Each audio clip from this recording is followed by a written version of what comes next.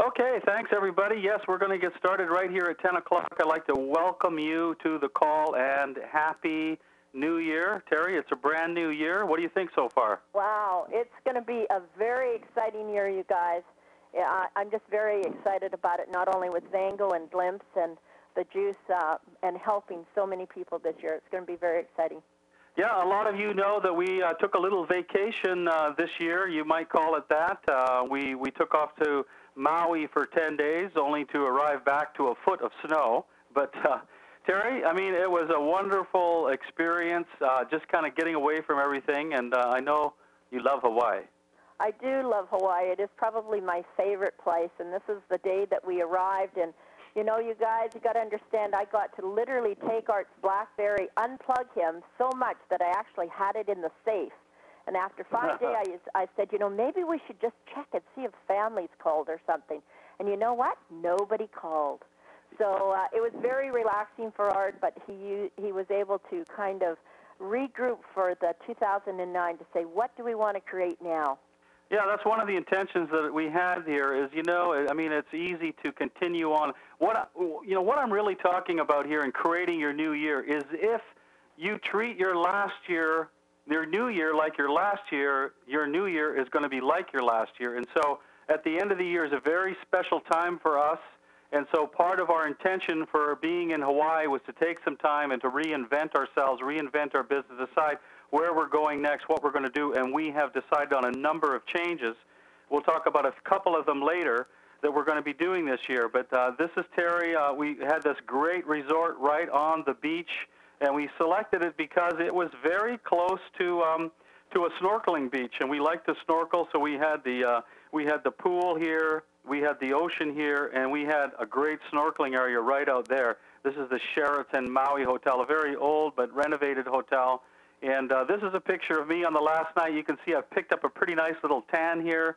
We're sitting at this restaurant, and who would have thought, you know, that 5 years ago, you know, we'd have the money for a dinner like that, you know, right on the water in Maui. So dreams do come true. Things can change for you, and they have definitely changed for us a lot.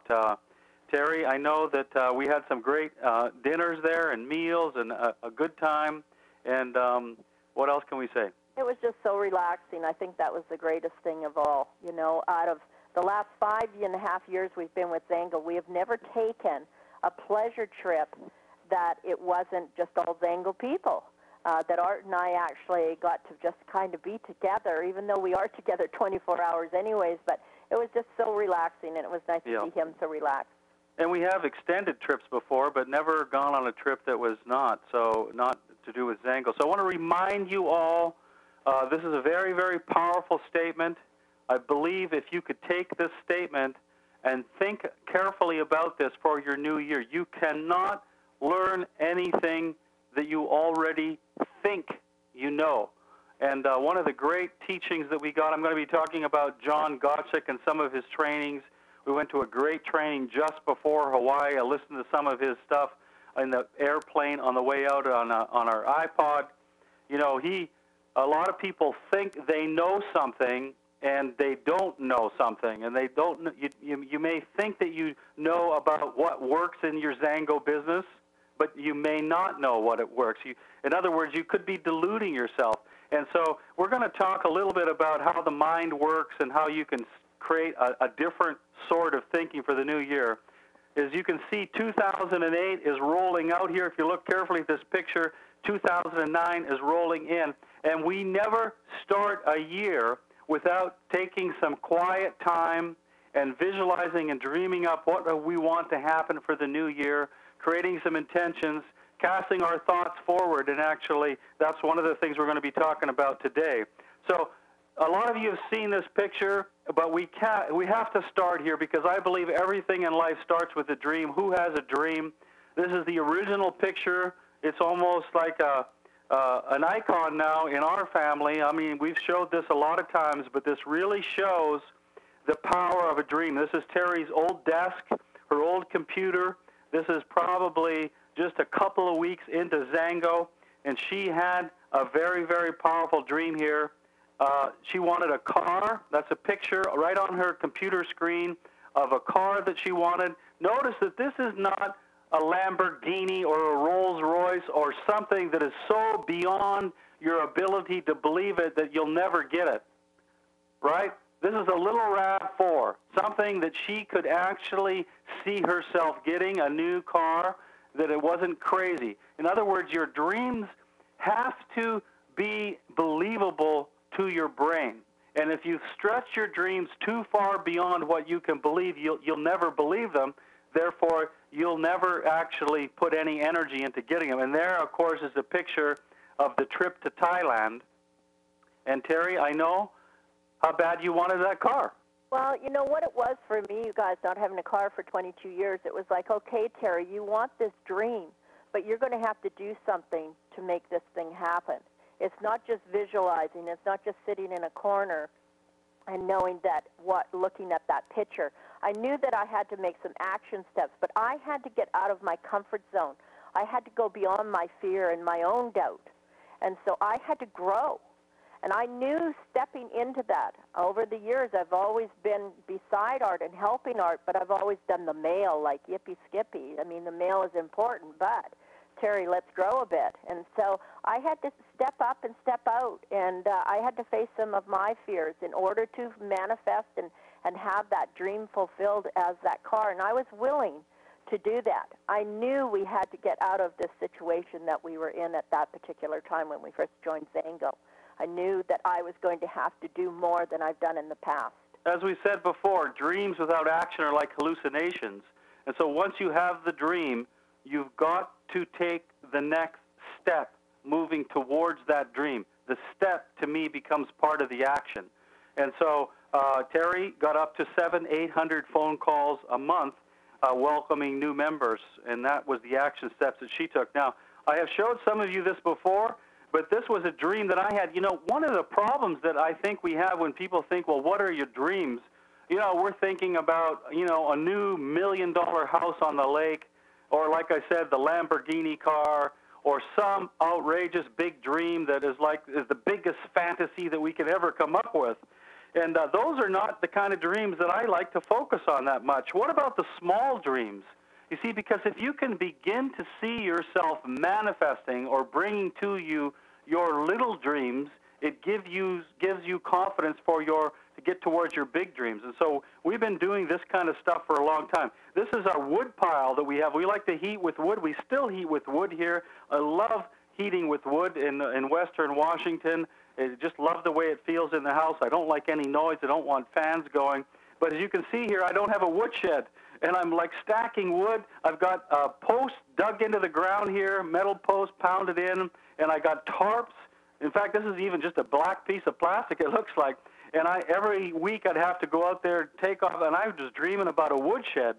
And so some of you might have seen this picture. We just showed this a month or so ago. It came up in the archives, but this is a list of dreams that Terry made in 2001. And these are what I love these kinds of dreams. And we have found lists like this before, stuck in the bottoms of drawers, and we've looked back at them, and we said, wow, look at all the stuff that happened here. Sometimes 19 out of 20, but who knows how many years here. Look at some of the dreams that she has. A new rock garden, new rock on the road. Do you know that this is 2001, and so for the first 5 years or so that we were in this house, we didn't even have gravel on our driveway. It was just big rock. It was rough, you know. You had to go really slow. She wanted a new lilac tree. She wanted new arbor. She wanted to add to the deck bird feeders, you know, beds built in, you know, hanging plants, and a woodshed, chairs and cover. Those are some of her dreams, Terry, and I know you're great at writing down the little dreams as well as the big dreams. Well, I really like to focus in on where is my belief and what do I need, as in to make my place. You know, we live here 24/7 in the sense that we're at our home all the time, and so there were certain things like gravel on the road and a new lilac tree because I love lilacs in the spring, and so these were very practical dreams, but these were dreams that I wanted, that I knew I believed that I could have, and I think that's what's important. So yes, that dream was fulfilled in 2005. There's a beautiful new woodshed, isn't there? and just so much happier. And it is just absolutely stuffed, even in January here with wood. And so that's the front of our home here. And of course, does that look like a rock garden? You know, Terry, I mean, this is bigger than a rock garden. You know, this dream was fulfilled bigger than I had really dreamed. I'm amazed sometimes that when I look at that list and it said a rock garden, I didn't quite realize what I was dreaming about, I guess. And the universe obviously thought that I would really enjoy this wonderful rock garden with all of my plants and trees, because I do love gardening. Well, I can tell you it does not look like that right here in Washington. We still have snow in the ground, but this is a new deck, remember? And this is a number of years later. You know, this deck was created probably 2 years ago, so 7 years or 6 years, say, after that was written down. There's deck number 5. We've probably added 3 or 4 decks since that was written down. And I want to talk to you about something that happened to us in Hawaii, because this shows you how little things can happen to begin to attract to you your heart's desire. When we arrived this is actually a picture of my laptop, and this is December 17th. And so we returned home on the 19th. This is December 17th. We arrived in Maui on the 10th. And when I got there and I booted up my laptop, on the Vista panel on the side here, you can see that pictures rotate up, and the first thing I saw is this picture of the turtle here, and I said, oh, I'm going to put that on my desktop. We've seen turtles from afar in Hawaii before, from our decks and things, and we really have an affinity for turtles, and so we were hoping that maybe there might be a turtle. And so I put this up, and so this was the picture that was showing on the desktop of my computer laptop the whole time that we were there. And sure enough, as we went down to the beach and got in the water, there was a turtle sighting. And so we could actually see him from a distance, and we thought, wow, that's cool. We gotta go out and swim with the turtle. Little did we know that the weather turned bad. There was a storm. Then the seas were rough for several days. You know, Terry, you had to get your confidence back up for snorkeling. I like to touch. She likes to touch her feet. She's a little afraid. And so we wanted this turtle experience. And, of course, I saw that every day on the laptop. And then, you know, one time we'd hear the turtle was there, and I'd go out snorkeling, and I couldn't find it. It was gone. And this happened many, many times. So we're getting very close to the return home. And Terry, you've got your confidence up. And here's what's interesting about it. And I'm going into some depth here, because watch for this when you have a dream. We went down to the pool around 9 or 9:30. You know, I'm kind of lazy in the morning. I'm not really that ambitious.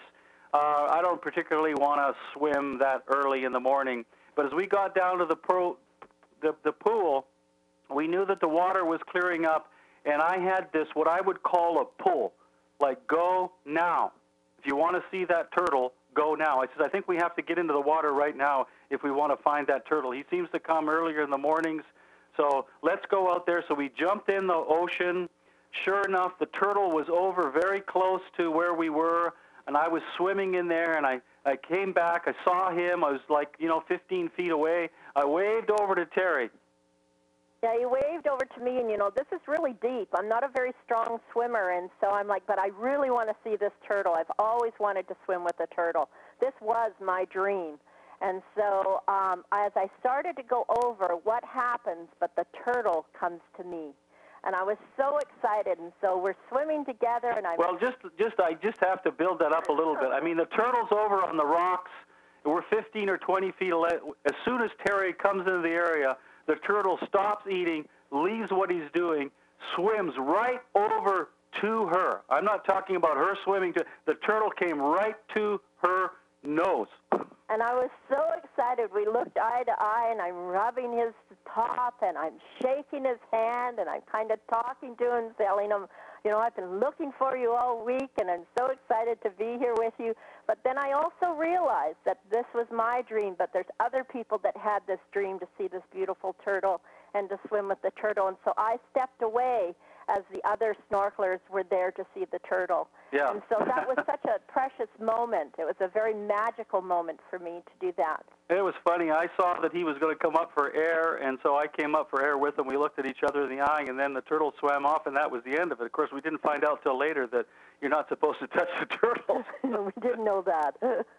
So, you know, I mean, what happened here? I mean, you could say that's just a coincidence or an accident or one of those things, but you could also say that we had the desire, we had the intention, we kept our desire and our dream in front of us every time we looked at that. We had it in our mind, we had it in our thoughts, we wanted to have a turtle experience, and then suddenly I got the prompting to take some kind of an action that brought that experience even better than we could have imagined right to our doorsteps. I believe, I know this works, guys. I know that the power of the mind, and I'm going to give you some stuff today that's going to help you, hopefully, with your belief system, because when you believe in the power of your mind, then you'll start to begin to draw your circumstances through you this year instead of pushing them away. And so I know where my dream started.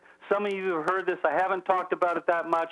But in somewhere around the time of that wood pile over there, I can tell you about where, before we had that woodshed, around 2001, I got to this position in my life where I was absolutely fed up with being in lack. I wanted to know, what would it be like to have a life? What would my consciousness be like? What would my days be like if I was not worried about money all the time? And I've said this before, that worry about money and survival is like a refrigerator running in the background. After a while, you don't notice it, but it is always there, and it's rumbling in the background of your mind. I wanted to know what it would be like, and I had this willful determination. I am going to change this. And look, it took several years, didn't it, before it really changed? You could say it took 4 years, but that was the seed that was planted, that willful determination to change, and I was going to do whatever it took, and I was going to go through my blocks and my comfort zones. And so that began, or Zango abundance came from that moment in time. And I know exactly how it felt today. And so what I want you to do is grab a pen right now. Yes, this is not a movie. This is your life. And I know that once you get off of this webinar, you may take no actions on what we're talking about today. So I'm going to give you 2 minutes here. Grab some pen, grab some paper. I want you to make a list of dreams for 2009. I want you to put it on the top of the paper. I want you to put your name on it. I want you to put your date on it. And I'm going to give you 120 seconds without even thinking, what's called a stream of consciousness. Just start writing now, point by point, dreams. Go.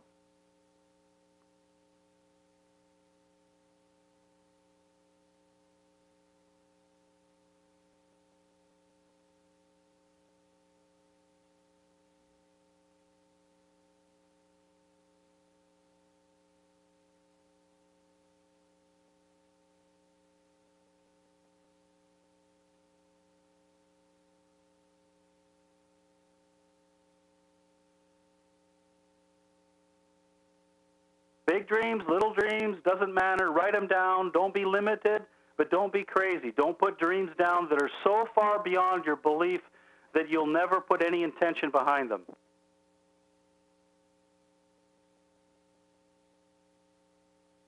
"60 seconds. Keep writing. You can always fix this up. You can always redo this later. Let's get something down.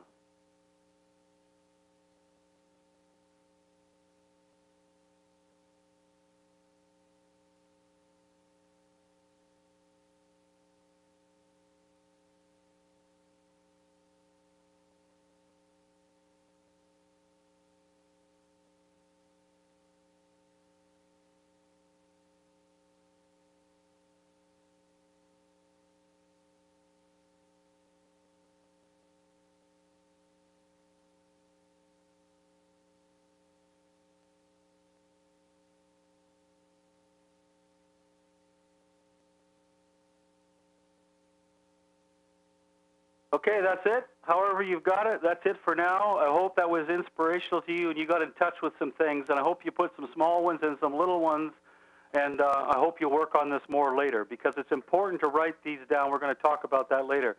Thoughts become things.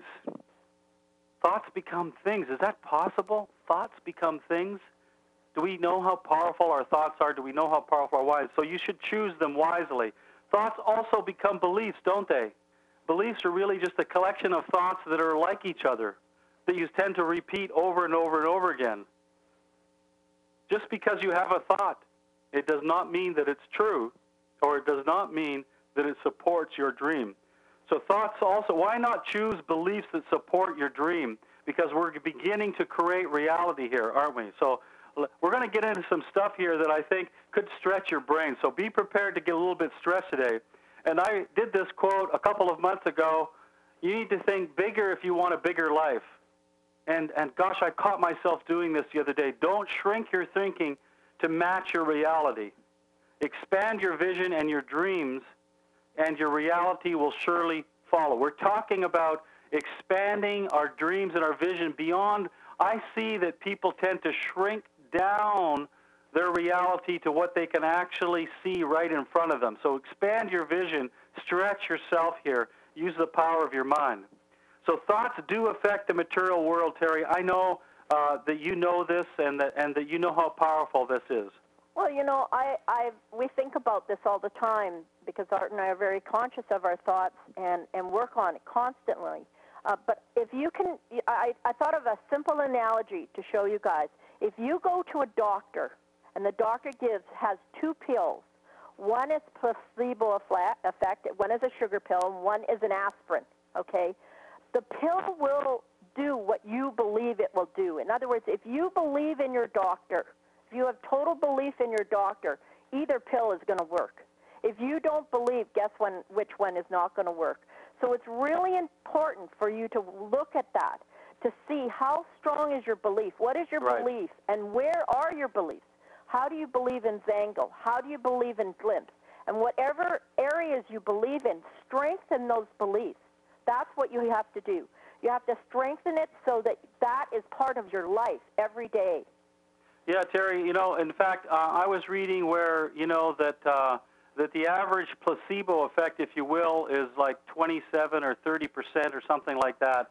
And that's a common accepted fact in the medical profession. Of course, they think it's bad. Oh, it's just a placebo effect. Well, it's the power of the mind to create reality, isn't it? And I also read this book that said that if there's a doctor that is highly enthusiastic, particularly about some kind of a new drug that his patient hasn't worked from, well, first of all, the average drug only has an effectiveness of something like, you know, 40% or something, or 45%. And so the difference between the placebo effect and the drug is often like 10, 15% of the population. But if that doctor that you respect is enthusiastic and excited about some sort of a new drug, the effectiveness of that can rise up to 95%. So we know the mind is involved in just about everything. But I'll tell you what, I'm going to try to stretch you here, and I have been reluctant, and Terry, I know you've been concerned about me trying to teach this particular part, but I'm telling you something that made a big impact on me is when I actually started to believe deep within my being and understood how could the mind really affect reality, and how can it really work, and is there some kind of proof, is there some kind of science to back up all of this woo-woo stuff here that's talking about the law of attraction and all of that. And there is something like that, and you need to be aware of it, and you might want to do some more research on it. But it's basically called quantum physics. And quantum physics is a branch of science that deals with units of energy called quanta. This is basically subatomic particles. The smallest parts of our reality is basically made up of energy, and you could call it light energy, called quanta. And this is scientifically proven science now. And there's one experiment that I remember when I saw this, light bulbs went on. So I apologize if this goes over your head. It's unusual that I'll bring science in, but being this is a new year, and I know that for those of you listening out there, that you have a certain amount of disbelief in the law of attraction and mind over matter and all of that kind of stuff. And if I can help to prove to you, to some of you, that maybe there is some real science behind this, perhaps the light bulbs will go on for you. And so this is a picture of light passing onto a screen through a slit. And I'm going to show you what's called the double slit experiment in quantum physics here. And so this is a single photon being shone through here, and what does it do? It creates a bar of light. Now, what the scientists originally expected, that if you were then to have a second slit and you were to do the same experiment, that it would show up like this. This would be what would be considered the same thing that would happen if you were shooting a particle of like a BB or anything through those slits. You would expect that behind that slit you would have a line. And this is what they expected when they first started shining light through a double split. But what did they find? For some reason, instead of that two lines, what they came up with was a pattern that indicated that this light had now become a wave.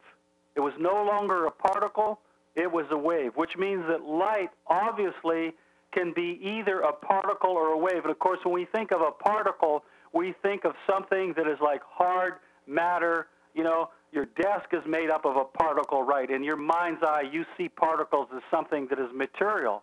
But obviously that particle of light that can be either a particle or it can be a wave. And so what you would see in this experiment is light and dark fringes, and because these waves interfere with one another. Now here is the key thing right here, okay? When you take an observer here, like this individual, and he watches this experiment, or he measures this experiment of this light traveling through, once again, this light reacts like a particle again and creates those two slits of lines on the screen at the back, just the way they would have thought it would have done in the first place, which means that this individual here, by observing this light, actually changed it from a wave and what they call collapsed it from a wave into a particle. I believe this is how we create reality, or this is one of the ways that we create reality. And so when you take this and understand that through the power of your thoughts and your minds, I think you can create reality by collapsing it, but I also think you can uncollapse your business. In other words, by taking your mind off your business and not putting your focus on it, it tends to dissipate and disappear because it doesn't have your focus. And so absolute focus on your dreams, on your business, on your goals is what continues to collapse this into your reality. And so I'm going to ask you one question here to start off the new year. How do you see your downline of your business right now? Is it half empty or is it half full? Because if you see it as half empty, what's going to happen? It's going to get more empty, isn't it? You're focused on your downline being empty. The universe sees that focus of being empty, and worry and concern and doubt, and absolutely conspires to manifest your desire, whether it's negative or positive. If you see it as half full, and if you were to wake up today with no past and look at your business, you might say, wow, this is a pretty cool business that I've got here. What if you were to wake up today with the past of your failures for last year, or your doubts or your disappointments from last year, and look at your business? You might think that it's half empty. And through that mindset of what it is that you don't want, you'll get even worse. It will tend to progress. And so you've got to change your thinking in the new year. You can't take the same thinking from the old year and put it on the new year and think that it's going to be any different. It won't. And this is going to take a willful determination and commitment on your part to make this change, Terry, don't you think? Yeah, it's a very powerful reasoning. When you get up in the morning, you think about your downline and who you're going to help that day. You know, you have to let go of your past in order to move forward to your future. And so one of the things that John Gottschalk talks about, I was very excited to attend his leadership training December the 7th, just before we went to Hawaii. I learned a lot. I learned more from his seminar than I have learned in all of my days in Zango. The only person in Zango that I thought really knew a lot more than I did, honestly, through my years of experience, was Bob Schmidt. But from John, I learned a great deal, and I'm grateful that he's involved in Zango. I've always thought that, you know, if we had someone that could teach us the mindset of success on a daily basis, what could we do with a product like this? And so this is a great new person that's come into our world, and he talks about the power of the golden hour, right? The first hour in the morning and the last hour before you go to bed at night is when you can begin to program your subconscious mind to begin to draw to you the circumstances. And so this is why And I've said this before, you won't get me on the phone at 7:30 in the morning or at 8 or even 8:30. If you call, I don't care if it's a prospect that wants to sign up. If they leave a message and said, Art, listen, I want to sign up. You know, I've got a 1 million person downline, and I'm going to transfer them all over to Zango. Okay, I might make an exception. But, you know, I don't talk to people until I have done something to create my day, right? Either you do something to create your day or you react to the circumstances of your day. And if there's one thing that you've got to do each day is do something to create your intention for that day. That might be visualizing. That might be praying. That might be reading from sacred books. That might be dreaming the dreams. But when John talks about, that also needs to be, you know, making a list of things, and we're going to talk about this, of things that you're going to do. And so you got to do something every single day. And so I always do something to create my day. I do a focus, and I look at my vision, and what I notice from that is that it isn't like I'm always trying to bring something specific to happen that day. I'm trying to create sort of the right energy flow for that day, and it makes all the difference in the world, I can tell you. It's really important because I know I've seen and watched people that do not create their day however that looks for them, whether it's just dreaming the dream or sitting or they're, you know, reading their Bible. If they forget reading their Bible for that day, for instance, you know, they start putting fires out all day. And that was what their whole day is because they have not set a strong intent of how they want that day to look. And so they're just putting fires out all day. Yeah, and he talks about what are you feeding your mind, especially in the golden hour, the first hour of the morning and the last hour at night. Don't put the news on, I can tell you that. The last thing you should be doing in your bedroom before you go to sleep at night is watching the news. I can tell you that. Is that the program you want running into your brain at night to go into your subconscious mind? No. And so I don't watch the news at night, and I don't have a television set in the bedroom. And we go in there, that's a place to focus and to think as well, right? And so you've got to guard the door of your mind. It can't be unconscious here. That's what we're talking about. And so in summary, I would say you've got to have some dreams for the new year. And you've got to tie these dreams somehow into the Zango compensation plan. And I don't want you to sit here as a 1K and have a dream of being a 500K by next convention. You know? You can maybe, I see dreaming 2 compensation plan jumps for the year is a wonderful thing to do. And so you've got to look at your business and you've got to dream where your business wants to go, and then you've got to back it up until you get to the next step, okay? John talks about reverse engineering. So if you need to be at 20K by April, then by March, what do you have to be? And by February, what do you have to be? And by January, what do you have to be? And so you've got to have a monthly goal, and you've got to have a long-term goal. So what you want to do is decide, okay, where am I going to be? I like convention goals. Where am I going to be at convention? How does that back down to what do I need to be each month, which will give you a goal for this month? And if you're a 1K, your goal might be simply, I am a 1K, and I have a personally sponsored 1K below me by the end of January. If you're a 5K and your next goal is 20K, maybe your goal is that one of your 1Ks has a 1K. They don't need to be huge, but they need to be specific. They need to be written down. I like people to take each one at a time, too. I think it's really important. Like when we were 5K and wanting to be a 20K, for instance, who else wants to become 5K? Who else in your team wants to be leaders? Who wants to play in the sandbox, Arden, I would say? You know, it's really important to establish your leaders, establish your team. It is about working as a team. When we became each and every step, whether it was 20K, Premier, 100K, 200K, 500K, doesn't matter. Your team has to work with you. So you need to rally around your team. You need to see who are your leaders, who wants to play. Very important. Yeah, and I like to talk about the inner and the outer because I believe we spent most of this part of the call on what I call the inner, you know, your thoughts, your goals, your dreams. The outer, then, is the action steps that you're going to take to reach, to move towards those. And I have some suggestions on those that I want to go through now. And a lot of this comes from what we learned from John Godchik.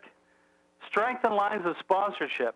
Boy, this is something that I really have learned a lot about, and how powerful your lines of sponsorships.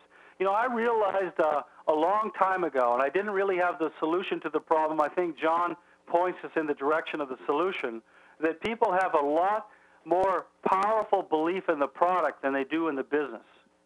And that's easy to see why, isn't it? Because the product is powerful and gives relatively quick results for most people. You know, the great majority of people, if you get them on the juice, they're going to notice incredible results, aren't they, within 30, 60, or 90 days, sometimes as early as a week. So the product experience and the belief in the product can come relatively quickly, right? And the same with Glimpse. Man, you put that on and you feel it, and it's like, wow, this stuff really works. So the belief in the product is really easy, but the belief in the business is difficult. It is difficult for two reasons. First of all, most people don't value their business check the way that it is. They don't value a $300 or a $500 residual income check from their own home business the way that they should, right? So they don't feel successful at $300 or $500 or $1,000 a month, because they think usually people have a tendency to compare themselves with others, don't they? And they'll look at an Art Manville, and because of what him and Terry did, then I'm kind of a failure if I've been at this for a year and I'm only a 5K. And so there's a lack of belief in the business as a result of that. What John says is to overcome that, you need to rely on the credibility and strength of your upline sponsorship who have a vested interest in your success, to get and use their credibility always with everybody that you communicate with, because you don't have it yet. And this is where the power of the three-way call and the two-on-one and all of these connection points with your upline. So you've got to strengthen your lines of sponsorship. And call your upline sponsor and tell them, listen, I'm going to build a business this year, and I'm looking for help. And I'm looking for you to commit or support me or get out of the way. And I know that sounds harsh, but that's kind of where I'm coming from. Either get after it, and you know, Zango actually has in their policies and procedures certain things that sponsors are supposed to do. They're supposed to be responsible to their downline. And if your sponsor isn't in the game, ask them for the name of his sponsor. Call that person up. Tell them, listen, I'm looking to build a business, and you're in my upline sponsorship. You make money on what I do. I'm looking for help this year to build my business. Are you in or are you out? And if you're out and you're not committed, who's your sponsor? And I assure you, in 98% of the time, if you continue to work upline, you will find a sponsor in your upline that will be delighted to hear from you. So you've got to strengthen your lines of sponsorship here. Number two, John talks about making a list, and this is one of the most powerful things that I've learned from him, because I know that the number one problem out there in Zangoland and in our downline is a lack of actual action. So people get on these webinars, and I'm grateful that you got on this webinar, but what's going to happen on Monday and what's going to happen on Tuesday is going to determine how successful you are in your business. So what John says, before you go to bed at night, in the nighttime golden hour, you make a list of 4 things that you're going to do tomorrow to build your Zango business and 4 people that you're going to talk to. And you write them down, right? And then you set up, and this is my phrase, John calls it the 90-second call. I've just coined this phrase, the daily connect call. And this is really powerful, and we're going to institute this in our downline. The daily connect call means that, now we're talking about committed business builders here, right? We're talking about people that want to build a business. And so the daily connect call would be that you would call your sponsor, and he calls it a 90-second call. I'm saying let's hope we keep it to 5 minutes. If it goes more than 5 minutes, it's going to fall apart. These have to be short calls. And basically all you're doing is you're calling your sponsor and say, okay, here's my list for today. I'm going to call these 4 people, and I'm going to do these 4 things today. And the sponsor says, great, okay, what do you need from me today? Do Do you need any three-way calls? And do you need a coaching call today or later on in the week where we can talk in more depth about this? And the third thing I see the upline saying is, how did you make out yesterday? And these are short calls. This is meant to be just a call that indicates this is the action steps that I'm taking for the day. Very, very powerful. It's really powerful. What you're doing is you're checking in with your upline, and what you're really doing is everybody is being accountable for something. And so when you're held accountable to your upline, it's like, you know what? Those 4 names are sitting on your desk for you to do. I mean, you know, or if it was only 2 names, let's say you're a full-time worker and you can only do 2. Then you do 2, and let's say the next day, okay, fine, I only was able to do 1 because, you know. But if you hold Zango on your mind each and every day, that will make a huge difference in your business. So it holds everybody accountable. So I just love it. Yeah, and so the other thing John talks about, and I'm so excited about a new business builder coming in here getting this kind of training, because he's going to have weekly and monthly CDs and trainings and live trainings to back up with this. You've got to write down your decisions. That's why your dreams are important. Those become decisions. But this is like a decision that you're making. You'd write down these people. All decisions have to be made in writing. Why is that? Because our mind is so powerful that we can decide to do something at 10 a.m., and then by 12 we can change our mind. And so what it is by writing it, it forces you to focus your thoughts and your attention and make a decision on exactly what it is you're going to do. And he takes it this far, and I think this is very, very powerful, is to write down before you talk to anybody on the phone. Let's say you're going to call your friend John because you want to introduce him to the Zango business. Now, if you just pick up the phone, and I've said before, don't pick up the phone unconsciously. Always think about what's in it for him. What's in it for them. But what John talks about is writing down a decision that says, I am going to call John, and I'm going to talk to him about the Zango business. You have actually set an intention for that call because you've made a firm decision, and I'm going to talk to him about the Zango business because I know that John is looking for an alternative income stream, and this could really help him. And so that intention is set. You started to put your mind into it, right? You've started to lay the pathway for this reality. And so when you pick up the phone to John, I'm telling you, you'll have a completely different conversation. So write down your decisions. Write down what it is you're going to say to people. And the other thing, of course, is promote. Promote, promote, promote. Promote events, promote your upline. And that is part of what sometimes is missing, is you're not promoting people to the next event. So teamwork makes the dream work. This is an old saying that's going to be very, very true in the new year. We are pulling our team together. We're going to be working much closer with our team and helping them all build businesses. The Daily Connect will create teamwork. Also introducing people upline, getting upline and downline more connected with one another also will help have that reality brought to you. So teamwork makes the dream work. Take the next step, right? I mean, take your next step. What is it that you need to do next? I hope you have a list of things to do, but your next step might be also part of the compensation plan. I think we've kind of covered that before. So I've said this before, everything in life starts with a decision, but that decision has to be made every single day, and that's where the golden hour comes in. Every day you've got to decide, am I going to build my business today or not? And sometimes not deciding is a decision. And so you're going to have to get into action to start this new year off. And what I see, and I've talked about this, I'm not going to go into this much today, but I want you to see yourself raising your game this year. You've got to raise your game. I mean, these are uncertain economic times.